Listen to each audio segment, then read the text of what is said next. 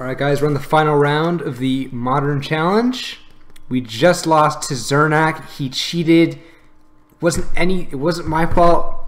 Zernak, I don't know what he did. Like he shuffled, you know. If you look at the camera and you look at how he shuffled his deck, he obviously cheated. He put good cards up top and bad cards at the bottom. So we are on the final round. I think at this point we're just trying to get our money back. So we're trying to get top 32.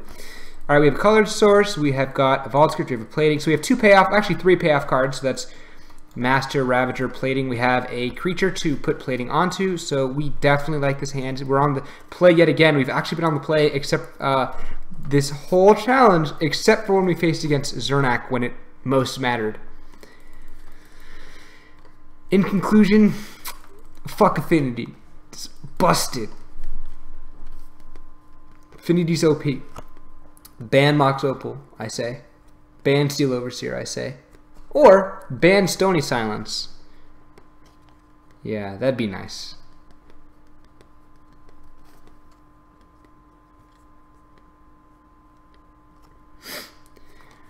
Alright. You may or may not mulligan. Hopefully this isn't like before where our opponent just doesn't do anything and we win without ever playing a card. That was in round 2. Our opponent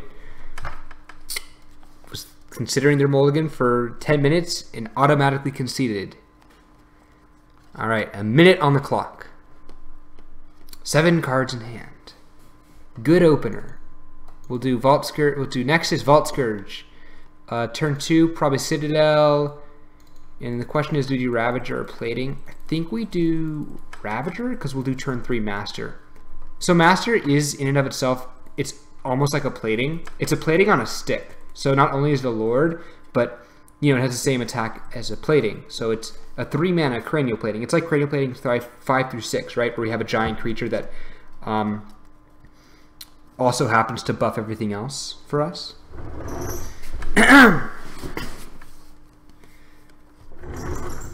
So yeah. Argia Fontes is our opponent's name. Yeah, I'll probably play Ravager before I play Plating, because I'm not going to be able to equip Plating without like a Mox Opal, and also play Master in the same turn. So I'll just do Ravager for that removal insurance.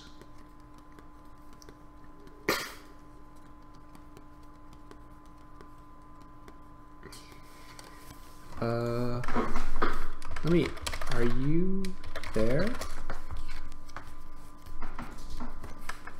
He might be checking out my list, maybe on MTG Goldfish.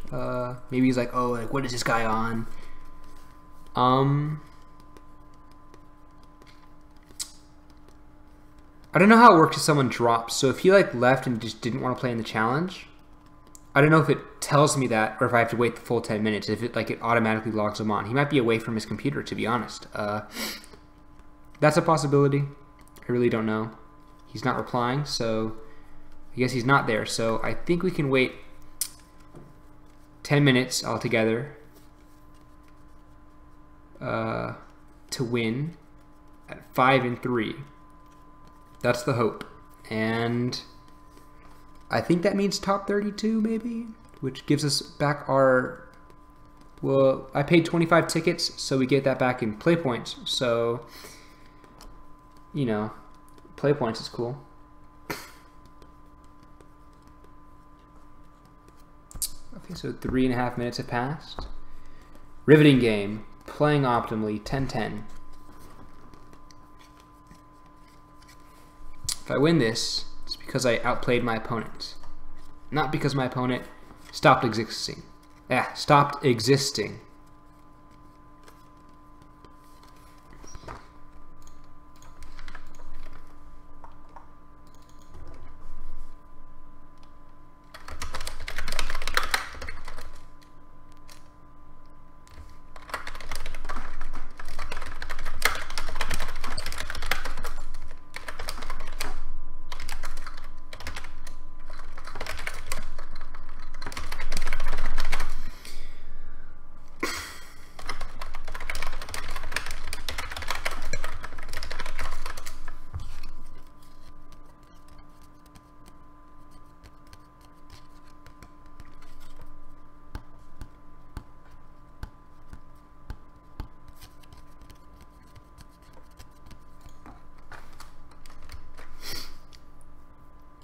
Alright, looks like a free win. Our opponent has allowed 5 minutes to pass now. So 5 more minutes of me trying to find something to say into the mic before I can finally end the recording, upload the video to YouTube with a 5-3 finish in my first ever Modern Challenge, uploaded on YouTube, available for everybody to see how cheaty Zernak is, how it's great to have 2 rounds in which your opponent does literally nothing. So this is the second, it looks like. Yep, that's skill outplaying. You know, who needs to play real Magic when you can just get a free win against somebody, which means there's bad tiebreakers. So if I'm at top 32, I'm at the bottom of it, or I'm probably like 33 or 34.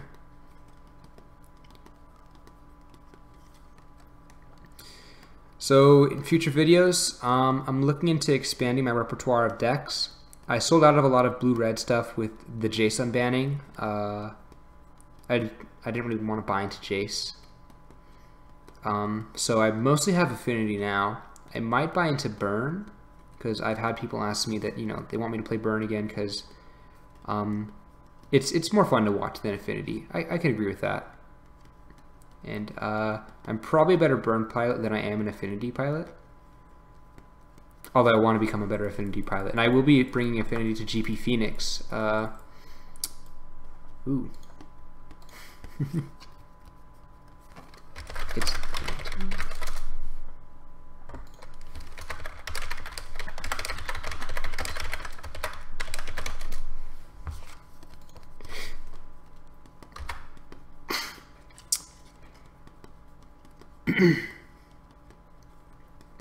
Yeah, Lantern sucks to play against.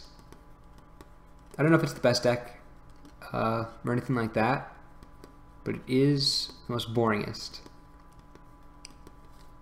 When they have the lock on you, though, when they have like a 2 or 3 mill, if they have the like 2 or 3 mill rocks and they have the Lantern out, you pretty much just want to concede and not try and play it out, because the hope then is that you draw 2 to 3 cards in a row.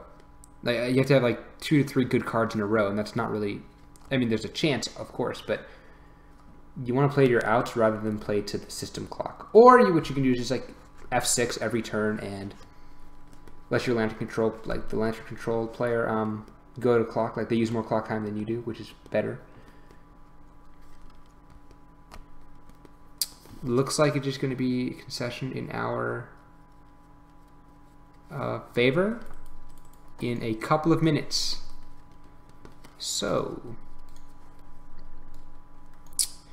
second Bitter Blossom, I like it.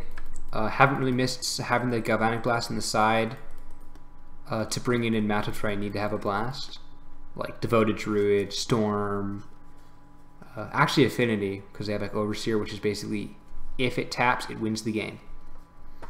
I haven't missed Galvanic Blast in the main either. So I have 3 Bomats.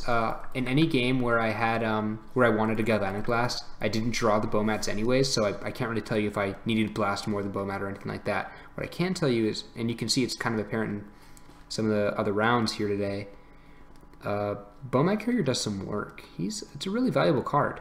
When you can get like 2 or more cards off of it, and sometimes you can even like literally against the I think it was blue-white control today.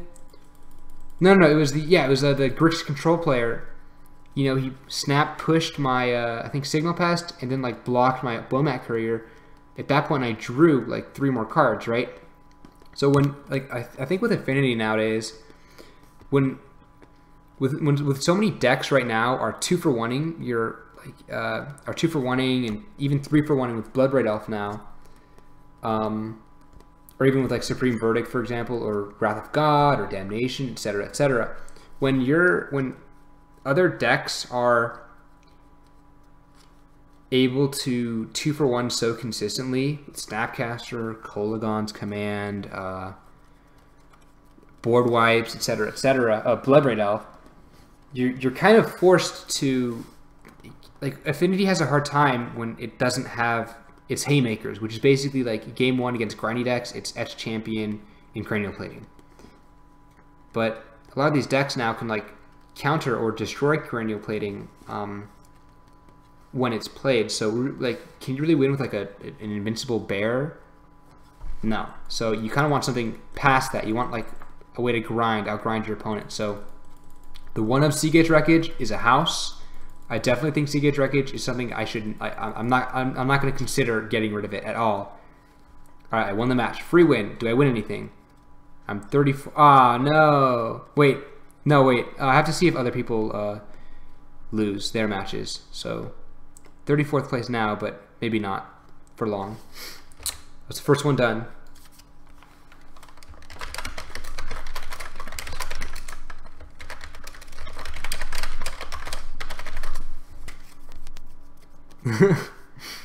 Yeah, grudge 2 jars, can't do much about that.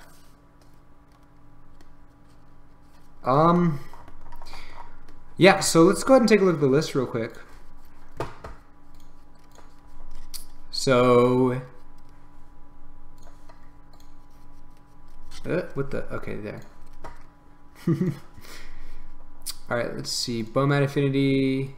So Zernak Affinity here is basically his list with like the 3 blasts. So it's before you add in the Bomat and all that good stuff. So we're running a Seagate's Wreckage in place of a Blinkmoth Nexus. So we only have 3 Nexuses. Whoops. Blinkmoth.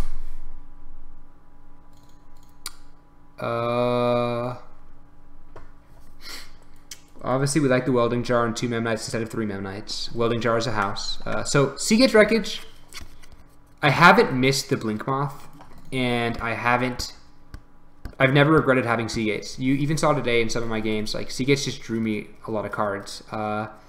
Interesting interactions, you can, Seagates on your upkeep when you have no cards in hand, draw 2 cards for the turn instead of 1.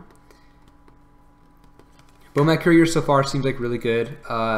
It's essentially Affinity's, for me at least, it's a way for Affinity to not only 2-for-1 the opponent, but go beyond that. So it draws your removal, so at worst it 1-for-1s.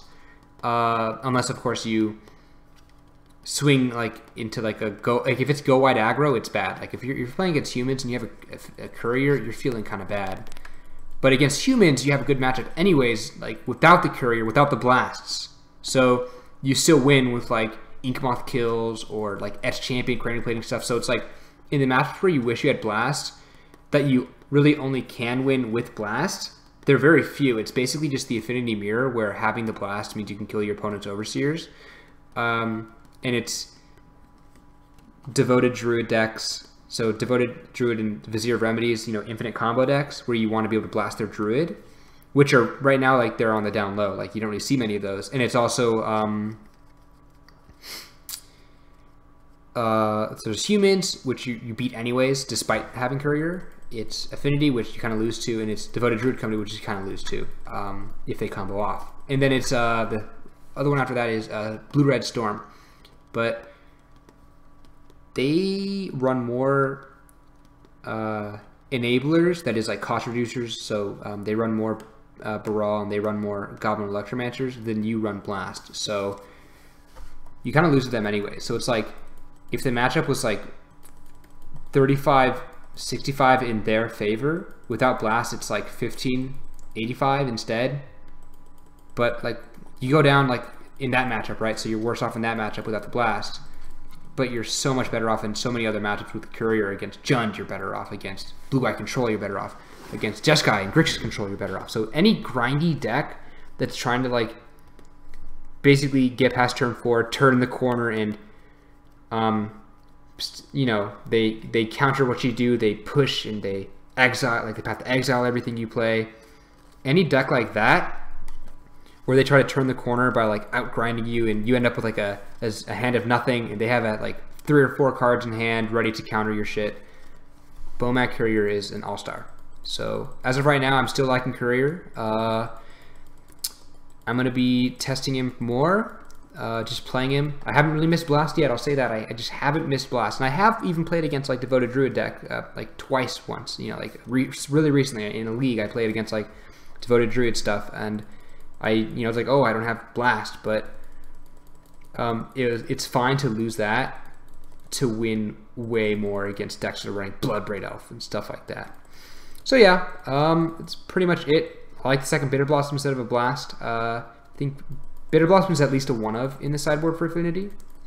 If you're curious why I'm not running Spell Pierce or Wear Tear, it's because Affinity is a proactive deck and you want to do proactive things.